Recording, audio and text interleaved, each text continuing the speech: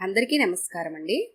ఈరోజు మనం ఎం రమేష్ కుమార్ గారు రచించిన రాధా మాధవీయం అనే ఓ చక్కటి కథను విందాం.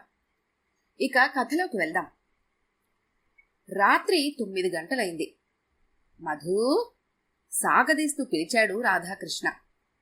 వస్తున్నానండి, వంటగదిలోంచే జవాబిచ్చింది మాధవి.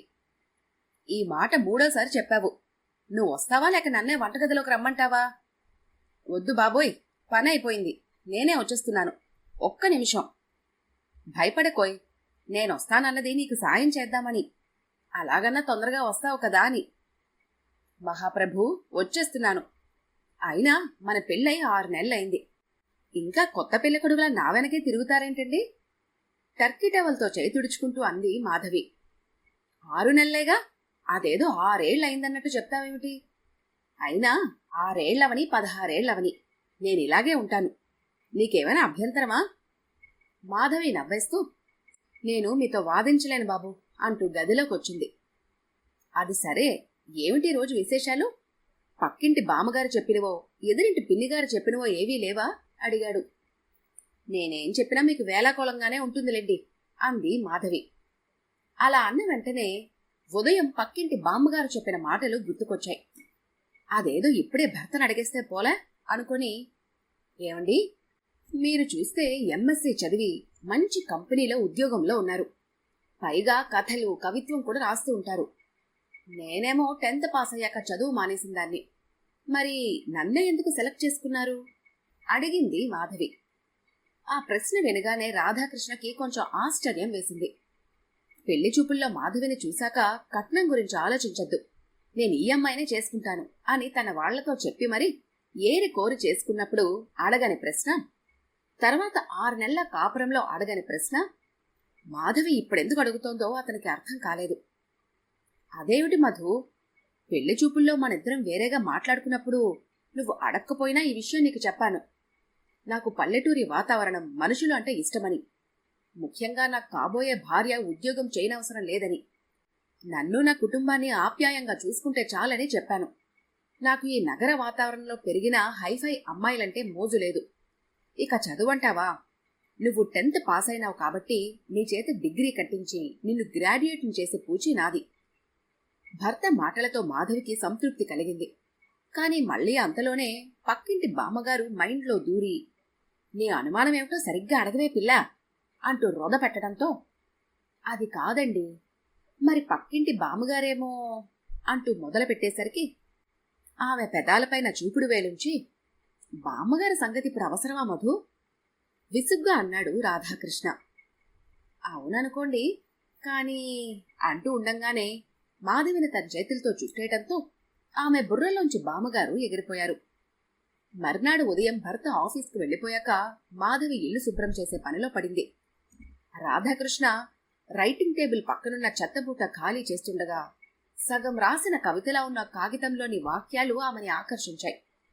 తీసి చదివితే అందులో ఇలా ఉంది: నడిరేయిలోనో తొలి జాములోనో ఎప్పుడొస్తావో తెలీదు నా కలల్లోకి, మందాకినిలా గంభీరంగా, మందారంలా ముగ్ధ మనోహరంగా, నా మది మందిరంలో కొలువైన ఊహా సుందరివో, నా కలల ప్రపంచంలో నెలవైన స్వప్న సుందరివో, ఎవరివో గాని నీకోసమే ఇన్నాళ్ళుగా నిరీక్షిస్తున్నాను.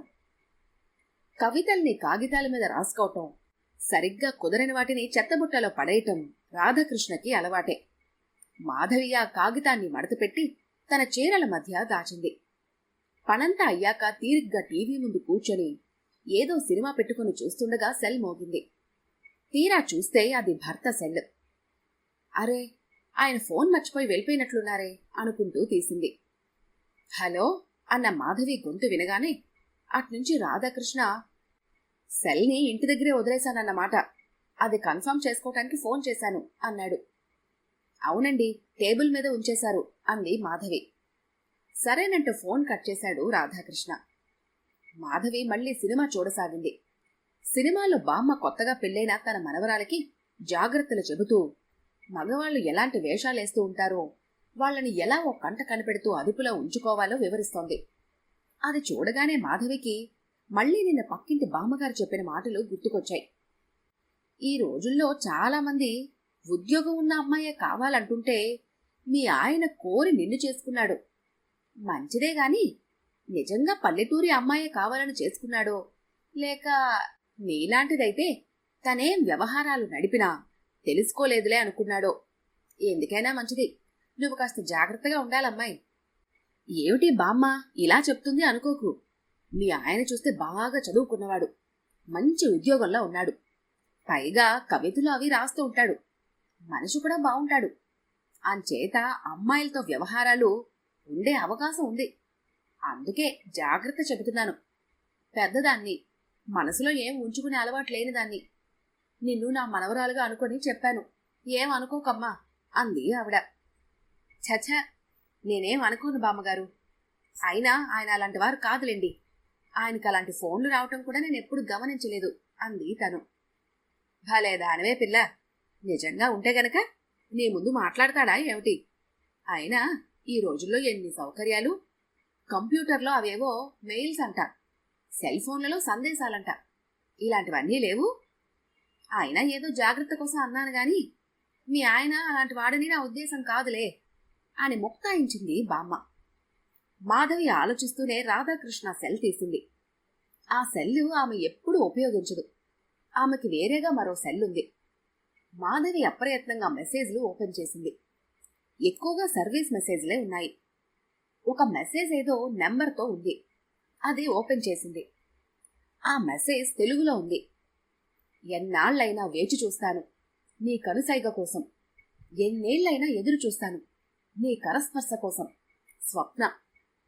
అది చదవగానే మాధవి గుండె గుబగుబలాడింది. 1000 ఆలోచనలు, 100 అనుమానాలు ఒకేసారి బుర్రలో గిర్రున తిరిగాయి. ఎవరి స్వప్న ఇంత ధైర్యంగా ఈయన సెల్కు మెసేజ్ పంపించిందంటే వీళ్ళిద్దరి పరిచయం ఎలాంటిది? మెసేజ్ చూస్తే ఏదో విరహంతో ఉన్నట్టుగా పంపింది. నిజమేనా, లేక కవిత్వం ఒలకబోయడానికి అలా పంపిందా? అసలు ఎప్పుడు పంపిందో అనుకుంటూ డేట్ చూసింది. వారం క్రితం డేట్తో ఉంది అది.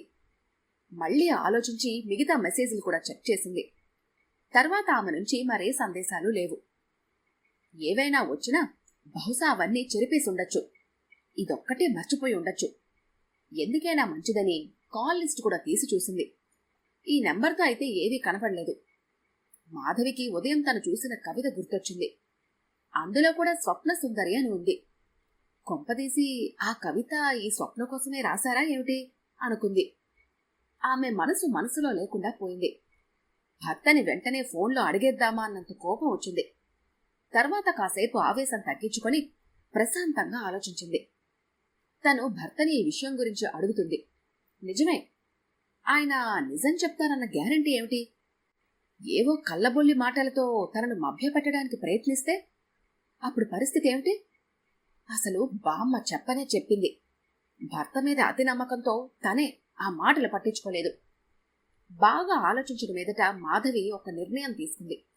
తన భర్తని వెంటనే అడిగేదు. 4-5 రోజులు నిశితంగా కనిపెడుతుంది. ఆయన ఫోన్కి ఏ కాల్స్ వస్తున్నాయో, మెసేజ్లు ఏవైనా వస్తున్నాయేమో గమనిస్తుంది. ఒకసారి ఫోన్ వస్తే ఆయన అలాగే మాట్లాడుతూ డాబా మీదకి వెళ్ళిపోతుంటారు. కొంపతీసి తను వినకూడదని అలా చేస్తుంటారా ఏమిటి? ఇవన్నీ కనిపెట్టాలి. తర్వాత విషయం ఏమిటని నిలదీయాలి. తను పల్లెటూరుదైతే కావచ్చు, చదువు తక్కువైతే కావచ్చు, కానీ తనేమీ తెలివి తక్కువది కాదు కదా. రోజు పేపర్ చదువుతుంది, మ్యాగజైన్లు చదువుతుంది. ఆ మాత్రం తెలివిగా ఉండకపోతే ఎలా అనుకుంది. తర్వాత 2-3 రోజులు మాధవి రాధాకృష్ణని నిశితంగా గమనిస్తూనే ఉంది. అయినా ఆమెకి అనుమానాస్పదంగా ఏమీ అనిపించలేదు. కానీ ఈ విషయం ఏమిటో తేలే వరకు ఆమె రాధాకృష్ణతో మామూలుగా ఉండలేకపోతోంది.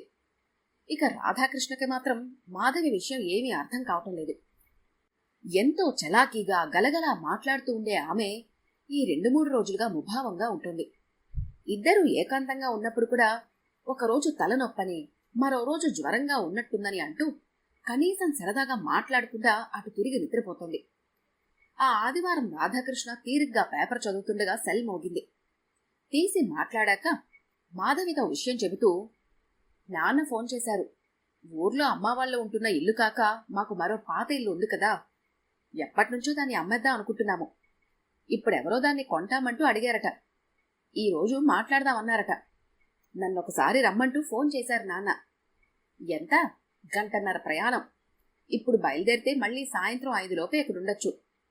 నువ్వు కూడా రాకూడదు, వెళ్ళొచ్చేద్దాం అన్నాడు. మాధవి ఆలోచిస్తూ, పని మీద వెళ్తున్నప్పుడు నేనెందుకులేండి, మరోసారి ఇద్దరం వెళ్ళి 2 రోజులుండి రావచ్చు. ఇప్పుడు మీరు వెళ్ళండి, సాయంత్రం మాత్రం తొందరగా వచ్చేయండి అంది. రాధాకృష్ణ సరేనంటూ బయలుదేరాడు. అతను వెళ్ళాక తనొక్కదానికే కాబట్టి సింపుల్గా వంట పని ముగించి మాధవి ఏదో పుస్తకం పట్టుకుని చదువుతూ కూర్చుంది. విసుగనిపించటంతో మధ్యాహ్నం తొందరగానే భోజనం ముగించి కాసేపు నడుము వాల్చింది. రాధాకృష్ణ తను వెళ్లాల్సిన ఇల్లు అదో కాదో మరోసారి సరిచూసుకున్నాడు. జనావాసాలకు కాస్త దూరంగా ఉంది ఆ ఇల్లు. అటు ఇటు చూస్తూ లోపలికి ప్రవేశించాడు. కాలింగ్ బెల్ నొక్కగానే తలుపు తెరుచుకుంది. లోపల స్వప్న అతడి కోసమే ఎదురు చూస్తోంది. అమ్మయ్య, వచ్చేశారా? మీకోసమే ఎదురు చూస్తున్నాను. వస్తారో రారో అనుకున్నాను. ఇంతకీ మీ ఆవిడకేం చెప్పొచ్చారు? అడిగింది స్వప్న. ఇంట్లో ఎవరూ లేరు, రమ్మని నువ్వు ఫోన్ చేశాక ఇంకెలా ఆగుతాను? మాధవికి ఏదో మస్కా కట్టు వచ్చేశాలే, అదో వెర్రిబాగుల్ది, ఏం చెప్పినా నమ్మేస్తుంది అంటూ స్వప్న వైపు పరిశీలనగా చూశాడు రాధాకృష్ణ. లేత ఆకుపచ్చ రంగు చీర, అదే రంగు జాకెట్టు, తలకి స్నానం చేసినట్టుంది. కొప్పు వెనక్కి తువ్వాల్తో ముడివేసి ఉంది. అరవిరిసిన గులాబీలా స్వచ్ఛంగా ఉంది ఆమె. సరే, కాఫీ తాగుతారా, టీ ఇమ్మంటారా అడిగింది స్వప్న. అవి ఎప్పుడైనా తాగొచ్చు, ఇప్పుడు మాత్రం నిన్నే తాగుతాను ఆమె వైపే చూస్తూ అన్నాడు రాధాకృష్ణ. భలే చిలిపివారండి మీరు, నవ్వుతూ అంది స్వప్న. రాధాకృష్ణ కూడా నవ్వుతూ ఆమె చెయ్యి పట్టుకున్నాడు. ఉలిక్కిపడి లేచింది మాధవి. కళ్ళు తెరవగానే ఒక్కసారి ఆమెకంతా అయోమయంగా అనిపించింది. గుండె వేగంగా కొట్టుకుంటోంది. లేచి కూర్చుంది. ఇదంతా కళ అనుకుంది. ఆమెకింకా గాబరా తగ్గలేదు. టైం చూసింది. ఇంకా మధ్యాహ్నం 2 కూడా కాలేదు. ఇదేంటి ఇలాంటి కళ వచ్చింది అనుకుంది. ఎందుకైనా మంచిది, భర్తకి ఫోన్ చేద్దామని సెల్ తీసుకుని చూసింది. అట్నుంచి రాధాకృష్ణ మాట్లాడాడు. మాధవికి సంతృప్తి కలగలేదు. అత్తయ్య గారితో మాట్లాడతాను, ఓసారి ఆవిడకి ఇవ్వండి అని అడిగింది. రాధాకృష్ణ ఫోన్ అందించాక ఆవిడతో కాసేపు క్షేమ సమాచారాలు మాట్లాడింది. ఫోన్ పెట్టేశాక మాధవి తృప్తిగా నిట్టూర్చింది. అమ్మయ్య, ఈయన అక్కడికే వెళ్లారు. తనకొచ్చిన కల్లోలాగా ఏం జరగలేదు అనుకుంది. మరింక పడుకోబుద్ధి కాక ఎలాగూ ఇంట్లో సరుకులు కొన్ని తెచ్చుకోవాల్సింది. సూపర్ మార్కెట్కి వెళ్లి తెచ్చుకుంటే సరిపోతుంది కదా, ఆయన వచ్చేసరికి తిరిగి వచ్చేయచ్చు అనుకొని తయారై బయలుదేరింది. తను ఎప్పుడు వెళ్లే సూపర్ మార్కెట్కి చేరుకుంది. సరుకులు తీసుకుంటూ ఉండగా వెనక నుంచి హాయ్ మాధవి అని వినిపించింది. ఎదురుగా చూసేసరికి ఎవరో అమ్మాయి. ఆ మొహం ఎక్కడో బాగా పరిచయంలాగే అనిపించింది. కాని టక్కున గుర్తు రాలేదు. నేనే, సుజీని. కొంపదీసి మర్చిపోయావా ఏమిటి అని ఆ అమ్మాయి అంటూ ఉండగా మాధవికి గుర్తొచ్చేసింది. ఊళ్ళో తనతో పాటు చదువుకున్న సుజాత. ఇద్దరూ 8వ తరగతి వరకు కలిసి చదువుకున్నారు. వాళ్ళ నాన్నగారు పక్కనున్న టౌన్లో జాబ్ చేసేవాళ్లు. తర్వాత వైజాగ్లో ఇంకేదో మంచి ఉద్యోగం దొరికిందని చెప్పి కుటుంబాన్ని తీసుకుని వెళ్లిపోయారు. అటు తర్వాత ఇద్దరి మధ్య లింకు తెగిపోయింది. అనుకోకుండా పెళ్ళయ్యాక తను కూడా వైజాగ్కి వచ్చింది. కానీ సుజాత వాళ్ళు ఇక్కడ ఉంటున్నారనే సంగతే గుర్తులేదు. మళ్లీ ఇన్నాళ్లకు సుజాతను చూడగానే చాలా సంతోషంగా అనిపించింది. ఎలా ఉన్నావు సుజాత? సడన్ గా చూసి గుర్తుపట్టలేకపోయాను. అమ్మ వాళ్ళంతా బావున్నారా అని అడిగింది. బావున్నారే. పెళ్ళైపోయినట్టుంది.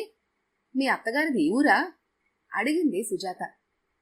కాదు, ఆయన ఉద్యోగం ఇక్కడే, మేమిద్దరమే ఇక్కడ ఉంటాము అంటూ అత్తగారింటి వివరాలు అవి చెప్పి, నీ సంగతేంటి, ఇంకా పెళ్లి చేసుకున్నట్టుంది అడిగింది మాధవి.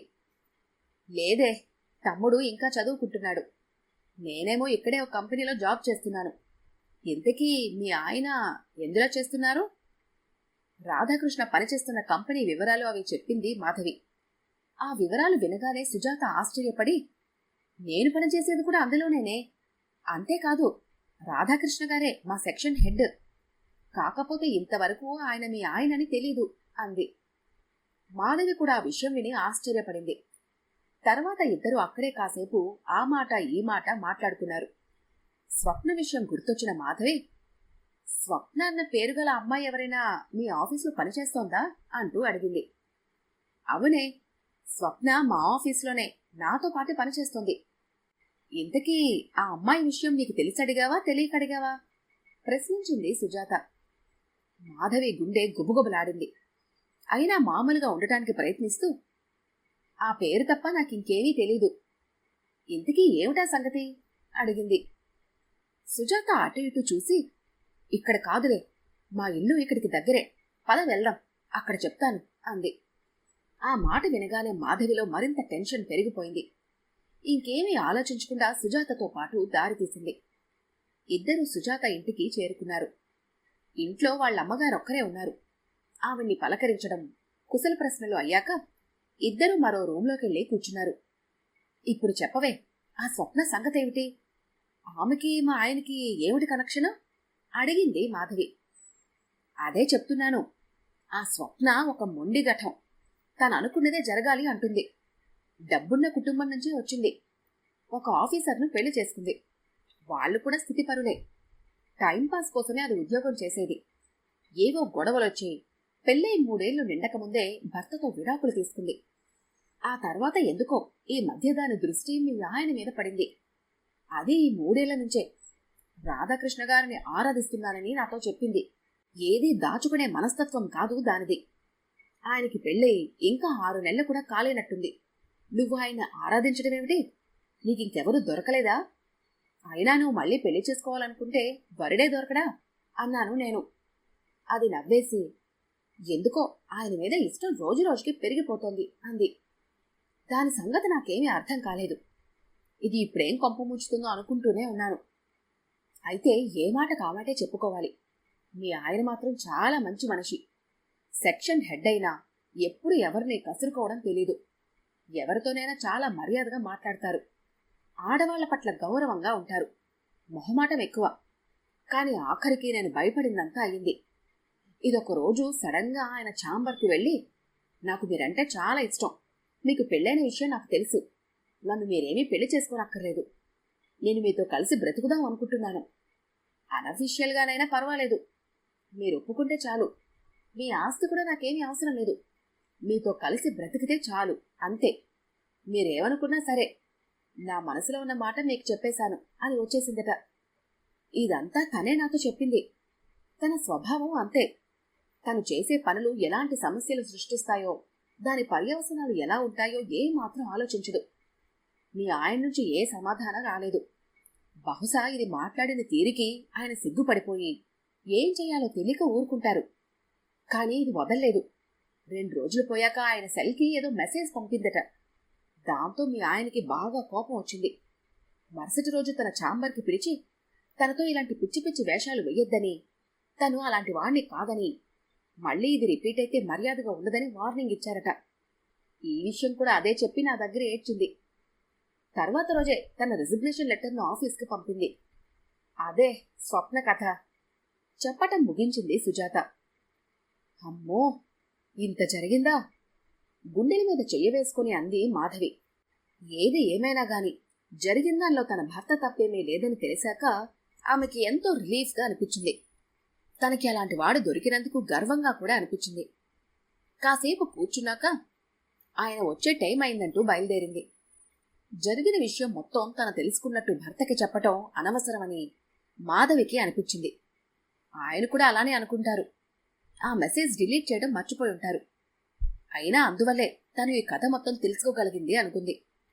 మాధవి ఇంటికి చేరుకున్న అరగంటకే రాధాకృష్ణ వచ్చేశాడు. కాస్త రిలాక్స్ అయ్యాక, పద డాక్టర్ దగ్గరికి వెళ్దాం అన్నాడు. డాక్టర్ దగ్గరికా? ఎందుకు అడిగింది మాధవి. ఎందుకేమిటి? 4-5 రోజులుగా రోజూ నువ్వు తలనొప్పనో నీరసమనో అంటూనే ఉన్నావు. అందుకని ఓసారి టెస్ట్ చేయిద్దాం అన్నాడు. మాధవి నవ్వేసి, అదేమీ లేదులేండి, ఆ తలనొప్పులన్నీ ఎగిరిపోయాయి, ఇప్పుడు పూర్తి ఆరోగ్యంగానే ఉన్నాను అంది. ఎలా నమ్మటం? అనుమానంగా అడిగాడు రాధాకృష్ణ. మిమ్మల్ని ఎలా నమ్మించటం అంటూ 2 క్షణాలు ఆలోచించి హఠాత్తుగా రాధాకృష్ణ మీదకి ఒరిగి చటుక్కున అతని బుగ్గ మీద ముద్దు పెట్టింది మాధవి. అయ్య బాబోయ్, ఏమిటి రోజు ఇంత హుషారుగా ఉన్నావు?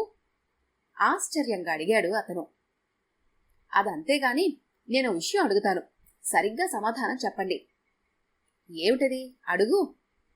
మాధవి లోపలికెళ్ళి ఓ కాగితం తీసుకొచ్చి అతని చేతుల్లో పెట్టి, ఈ కవితలో మీ స్వప్న సుందరి, ఊహా సుందరి ఎవరండి అని అడిగింది. రాధాకృష్ణ అది చదివేసి, ఇంకెవరు, నువ్వే అన్నాడు. ఎలా నమ్మటం? ఈసారి మాధవి అడిగింది. ఒక్క నిమిషం అంటూ లోపలికెళ్ళి ఓ డైరీ తీసుకొచ్చాడు. అది అతను కవితలు రాసి ఉంచుకునే పుస్తకం. అసలు నేనే నీకు చూపిద్దాం అనుకుంటున్నాను. ఇందాక నువ్వు చూసింది సగం కవిత, ఇదిగో దాని పూర్తి రూపం అంటూ ఓ పేజీ తీసి చూపించాడు. మాధవి తన దగ్గరున్న కాగితంలోని పంక్తుల తర్వాత ఏముందో చూసింది. నీకోసమే ఇన్నాళ్లుగా నిరీక్షిస్తున్నా, కానీ చిత్రం, నేనేనాడూ అనుకోలేదు నిజంగానే నువ్వు వస్తావని. కల నుంచి ఇలకు, ఊహల నుంచి వాస్తవానికి దిగివచ్చి నా ఆలివై, నన్ను లాలించే ఇల్లాలివై, నా తోడై వస్తావని, నాతోనే ఉంటావని నిజంగానే నేనెప్పుడూ ఊహించలేదు సుమా. కవిత చదవడం పూర్తి కాగానే మాధవి మది ఉల్లాస తరంగిణి కాగా భర్తను అల్లుకుపోయింది. తన కవిత ఆమెపై ఎంత ప్రభావం చూపిస్తుందని ఊహించని రాధాకృష్ణ బిత్తరపోతూ ఆమెని దగ్గరకు తీసుకున్నాడు. ఈ కథ కనుక మీకు నచ్చినట్లయితే లైక్ చేయండి, షేర్ చేయండి. మరిన్ని ఇంట్రెస్టింగ్ కథల కోసం మా ఛానల్ని తప్పకుండా సబ్స్క్రైబ్ చేసుకోండి.